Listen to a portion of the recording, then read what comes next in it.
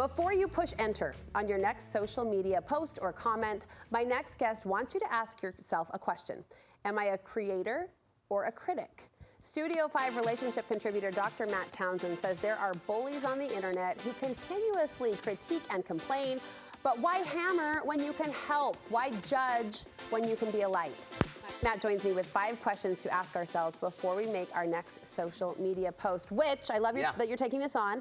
Before we get into it, you're killing it on social media. Well, yeah, thank you. You should be following Matt. If you're not, you're taking reels and those short little video clips in a direction that feels meaningful, and I thank you for it. Well, and it's my family. They had an intervention. Did they? And they said you need to, if you're going to do it, you got to do it right. Do it. So we're doing it right. You're doing it well. So this isn't to say there aren't people out there trying to spread goodness and spreading goodness on their platforms, but what drew you to this topic? Well, and so we'd maybe call them a creator.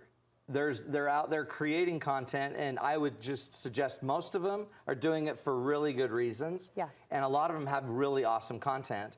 And it doesn't mean you can't critique it. You can give feedback.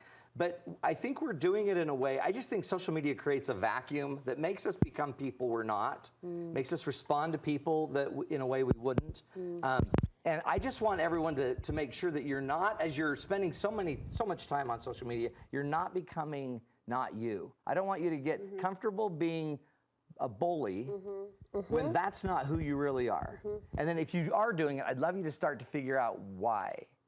Why are you bullying? And there's some interesting research we'll talk about what tends to make a bully online. Yeah. And we're going to try to explore that by being more self-aware. And we think of bully as a really heavy headline word. Like we know it. We know what that means. It's a mean, but it can be subtle. It can be small. I'm thinking of 3 or 4.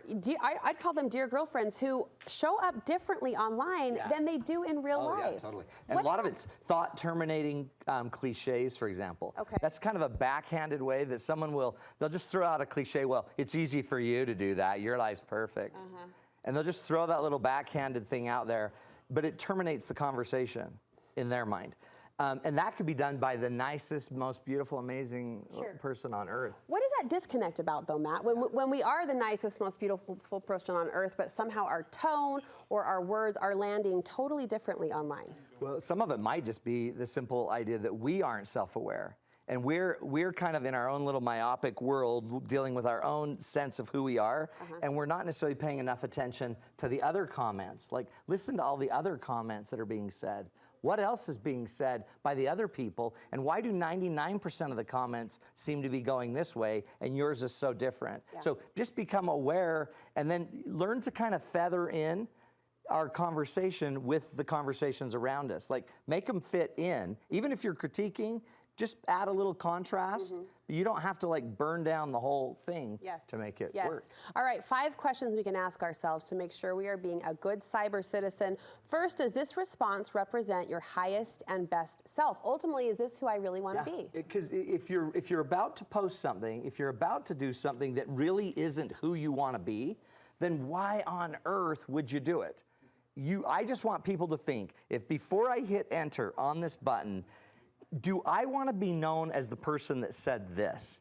Is this what I want my 16-year-old to know me for? And the mere fact that if I don't, and I'm doing it without anyone really kind of knowing me that I'm doing it, it's probably a sign I shouldn't be doing it. So if we would just stop and become a little more aware, is this who I really want to be? Is this who I want my future to be? And some of it might be like right now, you're not thinking long-term family. And this is the dilemma with what's going on with social media right now, is that we have a lot of people that are younger, underdeveloped maybe mentally, and they're experiencing something that really is much grander than a conversation with their best friend alone in a room, right? Now we're actually putting ourselves out there a lot. Question number 2, you touched on this. Would I say this if it was being broadcast to everyone? To everyone. If that's the dilemma of social media. And I think eventually, I honestly believe in the future at some point, they're going to fix the anonymity issue.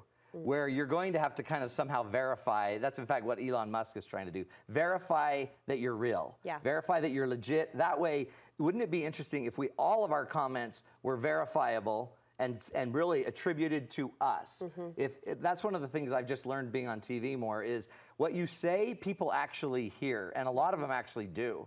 So it makes us a little more careful. But I don't think we're thinking, if this was immediately broadcast to my mom, my grandma, my girlfriend, my best friends, my boss, would I want this attitude put out there? And for people who are tearing down, you say the break tap is to just consider, how does this benefit me? How does what I'm saying to this person really come back to me? So everything, there's kind of there's a cause effect, and there's also a benefit analysis. We all do things subconsciously or consciously that we think benefit us. So if you have a habit of tearing people down, you must be thinking there's a benefit to it. So I'd love you to just start questioning, what am I gaining by actually tearing them down? Am I trying to elevate my status? Am I trying to blow up an idea that I have a problem with? Am I just trying to somehow give myself a voice? Because once you identify why you're really doing it, maybe there's other ways you could go build that voice.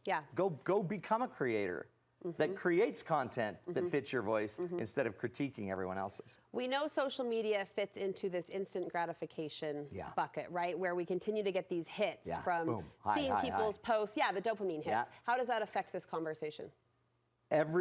What they're finding out, there's two kind of big drivers for addicts or bullies, and one is addiction. So if you're an online bully, there's a really high likelihood you're addicted to the social media platform, and you're looking for more dopamine hits. So you're playing the game harder and harder and harder to get a bigger hit. So if you notice you tend to be really negative and bullying people or trolling hard people, you might be an addict. The other thing they found that's a contributor is those people also spend significantly more time online on that app. So if you're spending a lot of time on the app, you might also start noticing, and you're not getting enough highs, you might notice you're more irritable. And if you're irritable and ornery and ticked off, and you've been comparing yourself to everyone else and you're not comparing well, that might be leading to it. So if you're spending too much time, it's time to get off. Stop being on that program, or decrease the amount. 15 minutes is all you're going to give yourself. And then go find a healthier way to get a dopamine hit. Go run around the block. Go do something take a else. jog. How might we, take this conversation to our kids? Because oftentimes we don't know. You know, as you describe a cyber bully, every parent out there is praying, that's not my kid. But the fear is it my kid? How can we take this conversation to the dining room table, to the family front, and make sure these guidelines are being passed down? One thing I would do for sure is look at it like, if you ever get feedback that your kid is doing something like that, don't ever dismiss it. Go try to understand it. There's always a reason why somebody would do such a thing. So number one, don't dismiss it. Go investigate it. Another thing is I would start teaching about the idea, what do we want to be as a family? Do we want to be someone that lifts or lowers communities? Do we want to make our lives better or just reactive? Another thing that I don't think we know how to handle this world because it's so new to all of us. But make your own guidelines. And then what I would do is get involved in your kids' social media. And I would also try to make sure they don't have social media that you're not accessing. I mean, some of the kids will be on Snapchat. I have a son that's on Snapchat, and I'm not on that, and that terrifies me. So then I have to go more investigate that. Any other app that they're on that we share, then I can kind of see what their friends are saying and doing. Like be there, be present, dig in, talk about it. Final question: how would your life be different if you chose to be a light and not a judge? If right now you just chose to find the good and lift, if you just chose to start learning social skills by watching what others are doing online socially that are healthy, what are the most positive posts that you're seeing, right? And just start using the media to learn. And instead, right now, what if you choose right now to be a light? What will it do to you in 5 years? Try to imagine if I were lifting the people around me in 5 years. What would it make me? Would I be more attractive to some people? Would I have more opportunities? What would it do for my life at work? What would happen if I could turn down the negativity just to neutrality? What if I could just get away from the negative just to be neutral?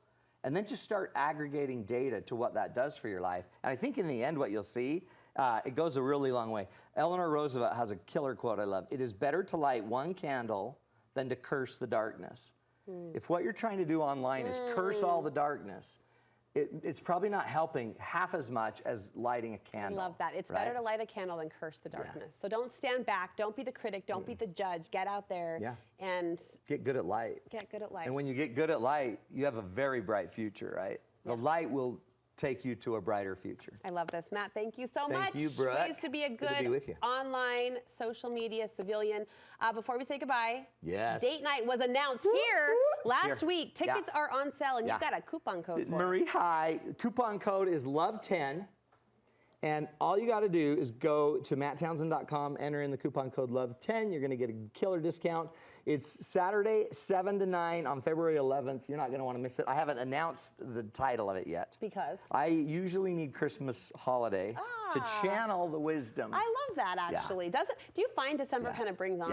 And it gives me a time to slow down. Yeah, totally. And then I can see the light. Well, listen, I'll talk about him like he's not here, but it's really your people that control these things. That coupon code doesn't last forever, people. So LOVE10. That's right. Get on it before it goes away. Get your tickets. We'll be there. We hope you will be too. Date night, a great chance to connect. It's your Valentine's big event. It's our love fest. It's a love fest. All right, details on his website, matttownsend.com.